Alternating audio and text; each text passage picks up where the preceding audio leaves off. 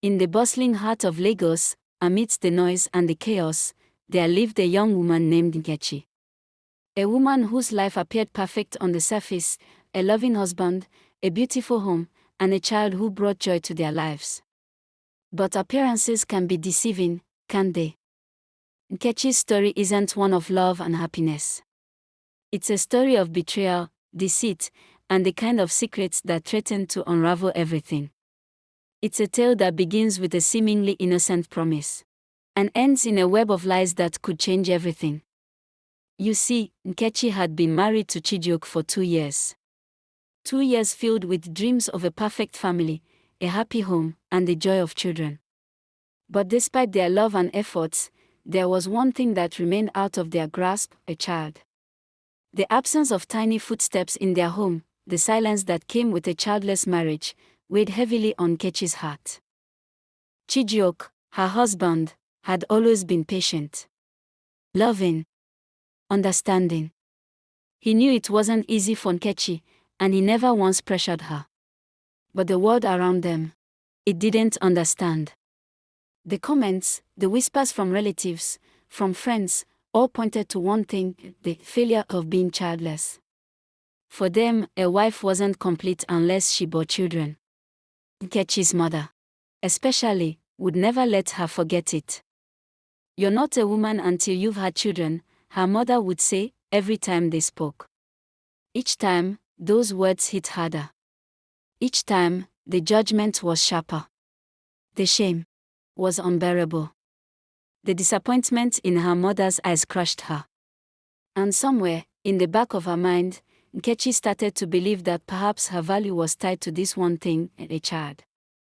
And then, things began to change at her workplace. Nkechi worked as a secretary in a prestigious company. The office was a second home to her, filled with the noise of phones ringing, keyboards tapping, and the clatter of office chairs. But beyond the clatter of business, something else began to grow. Her boss, Mr. Adebayo, a man with power, influence, and charm, had always been professional. At least, that's how it started. But slowly, his attention shifted. He noticed Nkechi. He saw her beauty, her intelligence, and the way she carried herself. It started with small things: a compliment here, a touch there. And before she knew it, it wasn't just about the job anymore. At first, Nkechi tried to brush it off. She was loyal to Chijioke. She loved him. She wasn't the kind of woman to entertain advances at work. But Mr. Adebayo was persistent. His words, his gaze, were too much to ignore. Nkechi found herself conflicted. Should she report him? Should she speak up? But as the days went by, she realized that the attention from Mr. Adebayo was starting to feel good. The way he looked at her, the way he made her feel important. She hadn't felt noticed in a long time, not by Chijioke, not by anyone. And so, it began, the dance of temptation.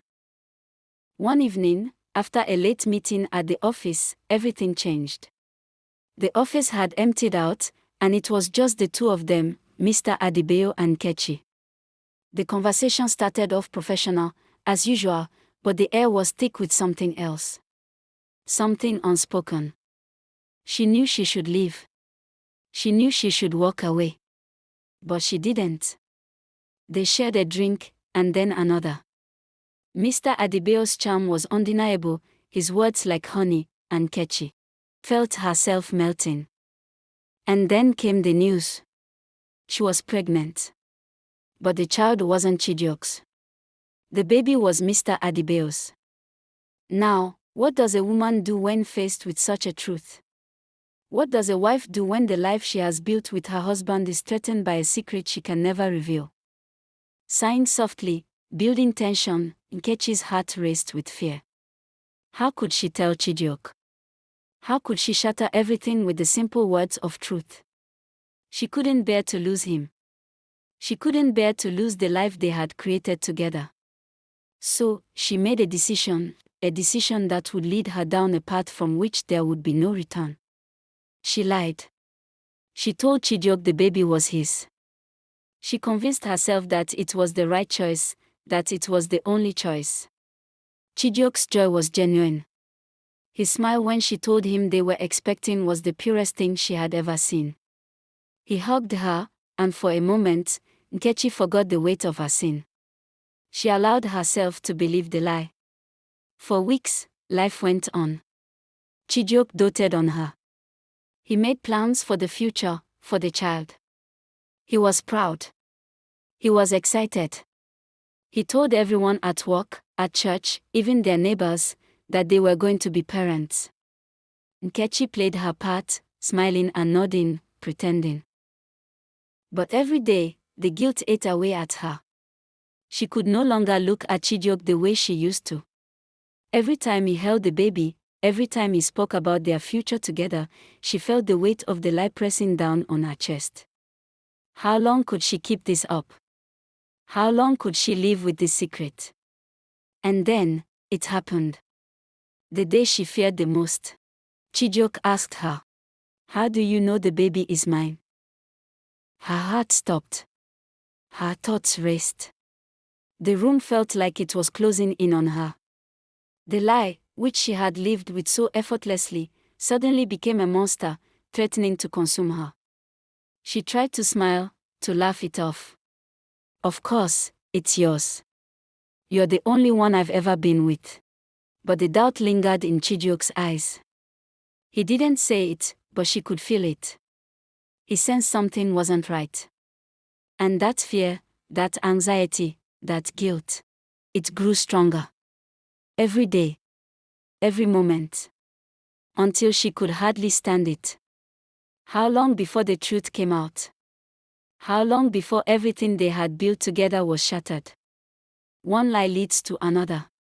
And soon, the lies were all that stood between Nkechi and the truth. But truth has a way of coming to the surface. And when it does, it's always more painful than we can imagine. Nkechi had already made her choice. She had already sealed her fate. The question now was, how much longer could she hide from the truth? And when the truth finally found its way into the light, would she still have the love of her life? Would Chijioke ever forgive her for what she had done? Only time would tell. But some lies are never forgotten.